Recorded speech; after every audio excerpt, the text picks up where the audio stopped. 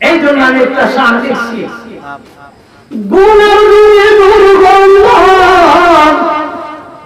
তার হলে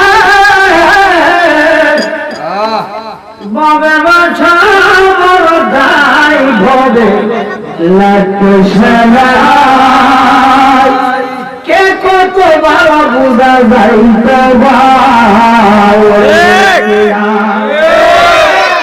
মানুষ দেখবেন কত মাতব গুলি করতেছে, এর অপরাধের কথা প্রকাশিত বোঝা যায় যে কত নম্বরের ঠিক কিনা, কত নিরীহ মানুষের উপরে জুলুম চলতেছে, অত্যাচার করতেছে। অথচ সেই ব্যক্তিটা অনেকটাই ভালো, যে মানুষের সমাজে ভালো থাকতে তার উপর জুলুম করতেছে সে অনেকটাই মাওলার কাছে নিকৃষ্ট হয়ে ঠিক কিনা।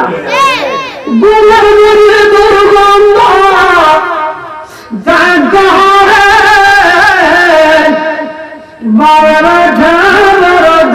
ছিল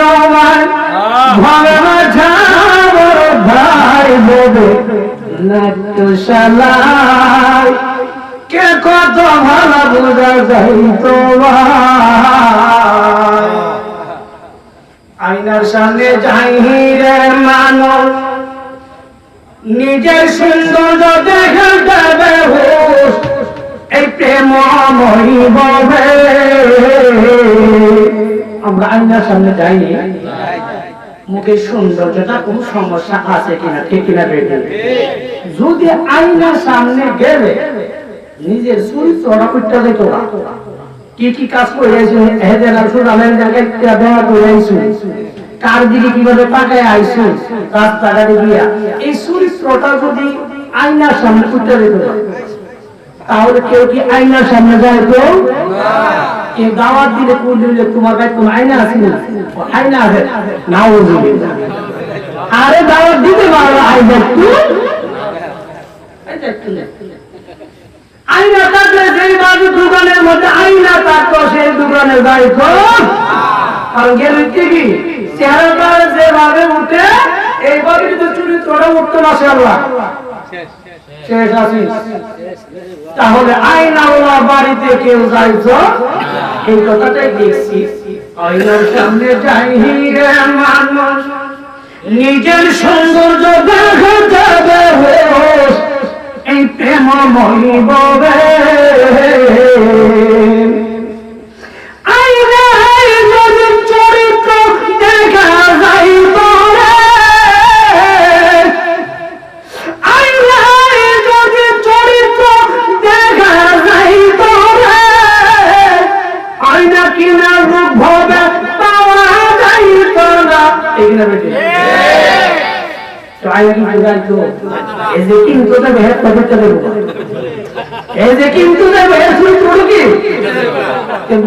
আয়নার দোকানে কেউ যাইতো দেখার জন্য কিনার জন্য কি ভবেন আয়না কিনার লোক পাওয়া যাইত না ভবে নাট্যশালা কে কত ভালো বোঝা যাইত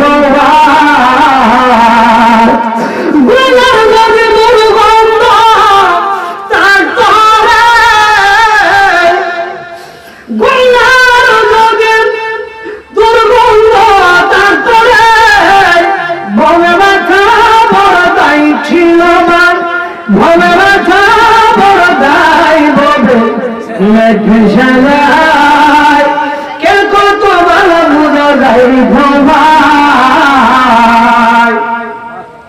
কিছু মানুষ আছে বলে সমাজে সাজে ভালা ভিতর হই কালা আসেনি ছাত্র জীবন তো দূরই কাটাইছি, আমি তো খুব কম কাটছি। সমাজে এমনি ভালা ভিতরটা কি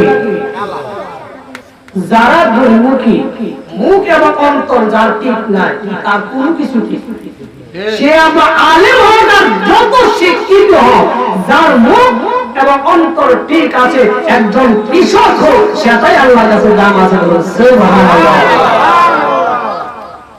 খারাপ লাগতেছে, আমি আসছি কিছু বাস্তব কিছু কথা বলার জন্য। ওয়াজ যথেষ্ট হয়েছে, যথেষ্ট ওয়াজ হয়েছে। আমি গবেষণা করে দেখলাম আগের তুলনাতে করে 100 বছর 50 বছর আগে এত মাহফিল হতো কিন্তু এত ওয়াজ হওয়ার পর মানুষ হেদায়েত হচ্ছে না কেন? আমি ক্ষুদ্র গবেষণা করে দুইটা জিনিস পাইছি। কয়টা? এক নম্বর হইল মাহফিল কবুল না হওয়ার দুইটা কারণ পাইছি, এটা আমার গবেষণা, কারো দৃষ্টিতে বিষয় থাকতে পারে। এক নম্বর হলো অধিকাংশ মাহফিল কমিটি, অধিকাংশ সবাই না, অধিকাংশ মাহফিল কমিটি লক্ষ্য মাহফিল কবুল হওয়ার না, কোন বক্তারে আনলে লোক বেশি হবে। আমার এই কথাটা একটু নিরুপাত্য চিন্তা করবেন। মাহফিল দ্বারা কবরবাসী শান্তি পায়, মাহফিল দ্বারা আমাদের গ্রামটা শান্তিপূর্ণ থাকবে, এই মাহফিল দ্বারা আমরা সুন্দরভাবে জীবন যাপন করব, এই লক্ষ্যে না কোন বক্তারে আনলে লোক বেশি হবে। অধিকাংশ মাহফিল কমিটির লক্ষ্য হলো লোক কিনা। আরেকটা কারণ পাইছি মাহফিল কবুল না হওয়ার পিছনে, অধিকাংশ বক্তা, সবাই না, কিছু ভালো আছে, অধিকাংশ বক্তা হইল কিভাবে আলোচনা করলে ভাইরাল হবে। যিনি মাহফিল করাচ্ছেন উনারও নিয়ত সহি না, যিনি মাহফিল করতেছেন উনারও কি নিয়ত সহি না। তাহলে নিয়ত সহি ছাড়া কি কিছু হবে? ইমাম বুখারী 6 লক্ষ হাদিস সংগ্রহ করেছেন। বুখারী শরীফের প্রথম হাদিস আছে ইন্নামাল আমালু বিন্নিয়াত। এতগুলো হাদিস সংগ্রহ করার পরে বুখারী শরীফের প্রথম হাদিসটা দিচ্ছে। আমি এখানে আসছি কিছু কথা কম রুকে আমাদের বাবা তো এই যে মনে মনে আপনারা কেউ জানেন না, এই যে মনে মনে করছি জাহান্নামে যাওয়ার না গুনাহ করতে বলে কি দিছো, কথাটা বুঝতে পারছেন?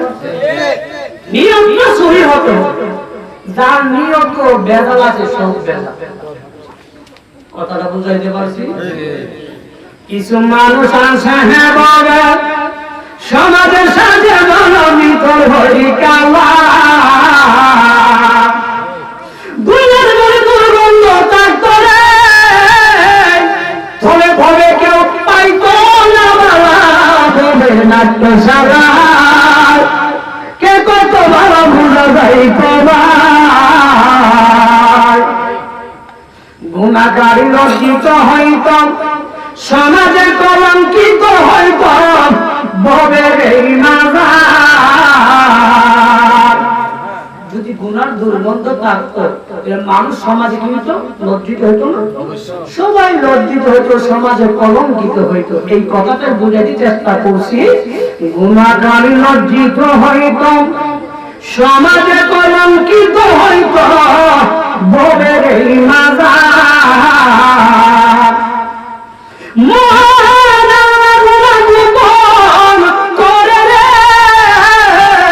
তোমার লজ্জিত করে নাই ভবে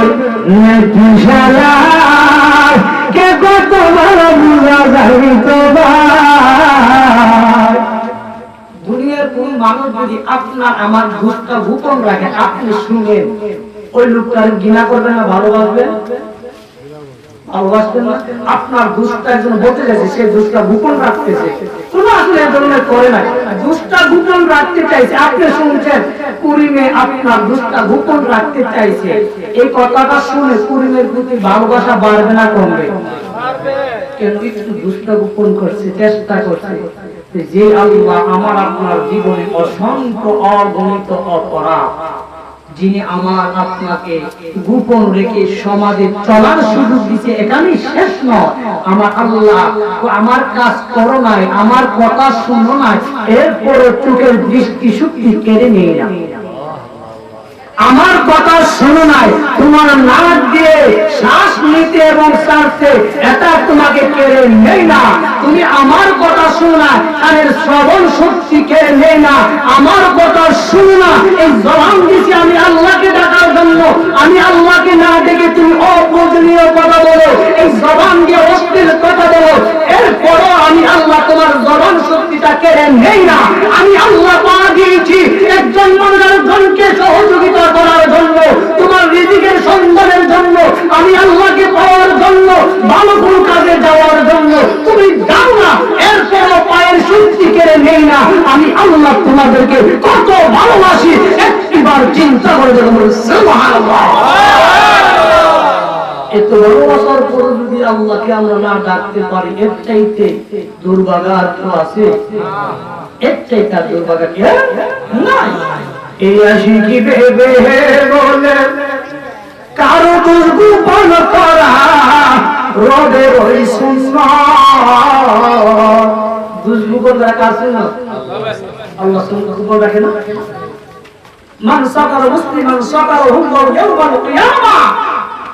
আমার মায়ের নবী বলছেন, উম্মাহ তোমরা যদি কোন মানুষের দুষ্ত্রুটি যদি গোপন রাখো, আমি আল্লাহ পাক আমার আল্লাহ বলছেন তোমাদের দুষ্ত্রুটি কিয়ামতের ময়দানে হাসরের ময়দানে গোপন রাখবে। সুবহানাল্লাহ।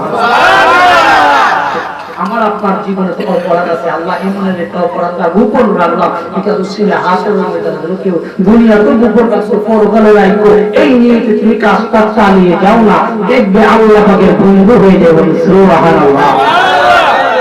এই আশিকি ভেবে বললাম কারো গোপন করা রবের ওই সুন্নাত। তুমি যদি কারো গোপন করো, তোমার গোপন করবে বানাই, তোমার গোপন করবে বানাই ববে নাট্যশালা কে কত ভালো বুঝা যায় তো দুর্গন্ধ তার তোরে ববে বাছা বড় দায় ববে নাট্যশালা কে কত ভালো বুঝা যায় তোমার। বুঝলে এই শানের ভিতরে যে কথাগুলো বলছি এটাই যথেষ্ট বলতে না।